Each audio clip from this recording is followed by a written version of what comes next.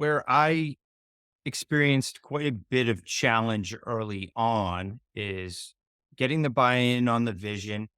We had a sales force that was highly successful. We have very good market penetration and a long tenured sales force. We have a lot of people with 20 plus years experience in the organization. And so to come up with a vision and tell them that we need to do some things differently here when they've been highly successful, you can imagine how that goes over. And so I think the challenge was, how do you really tell that story and get that buy in there?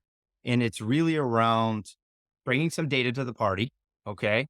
And getting them to acknowledge that things are changing out in the market faster than historically they have.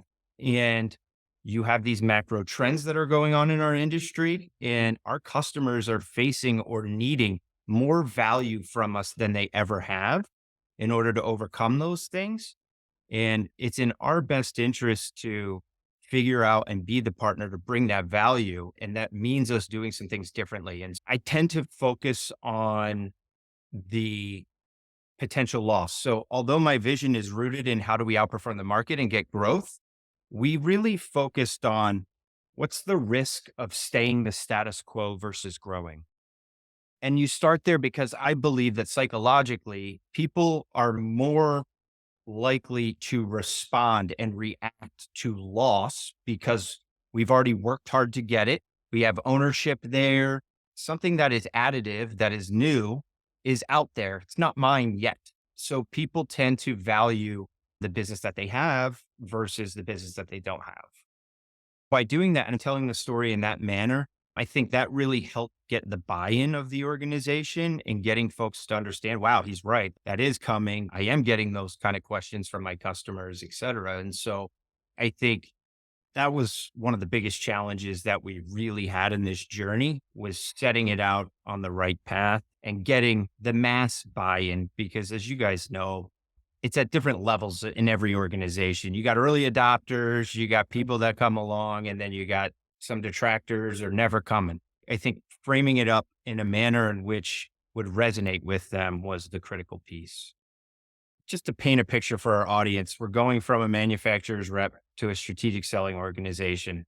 This is reactive, that's proactive. This Right. has no sales process. This has a repeatable process that we believe brings extreme value, will win faster, will win more often, et cetera. I think the biggest piece was getting the folks to understand that we're going to invest in them. And Okay. I think the tools were around coaching our leaders, ensuring that they're equipped to coach, ensuring that they understand what leadership means in our organization. What does authentic leadership mean to us in our culture, Yes. our values? Because the team is going to need that through this process. And frankly, that's an area that we're even going to take a step back here this year and go a little deeper. So, really asking our folks to answer some questions, rate themselves on where they are with each individual on their team. And because we've had some new leaders along the way. Mhm. And another thing that we've done here through this to allow for that coaching to happen, for them to spend the time with their frontline sellers, is we've added resources, we've added regions, span of control has been managed to be more appropriate so that we can spend the time to do those things. Quite a bit of effort there. Now, certainly data, metrics, all that good stuff. We have that in spades now. We Right. didn't always, but we do today, and certainly able to raise that level of coaching and support to really help the team reach their goals and focus on them making the money and maximizing their compensation, et cetera. We started with coaching when we started out on this journey because we're like, hey, that makes sense. These guys are going to need to be rock solid coaches as we go down this sales process. And then the reality is they were firefighters. That's the reality of sales management. And we had to take a step back. And again, the word that you liked, but we really live it constantly, is reflection on a yearly basis. And as we're Mm. ending up a year, we're saying, where are we missing the boat relative to what we said we were going to do? And how do we then create the time and the energy to be put into that, what we call high value activity, what we expect from our frontline sales managers. I took last year and I level set with the team, and I threw out a question to them at our leadership kickoff meeting. And it was just a question: how much of your time do you think you should spend coaching? And I got to tell you, nobody was right and everybody was under.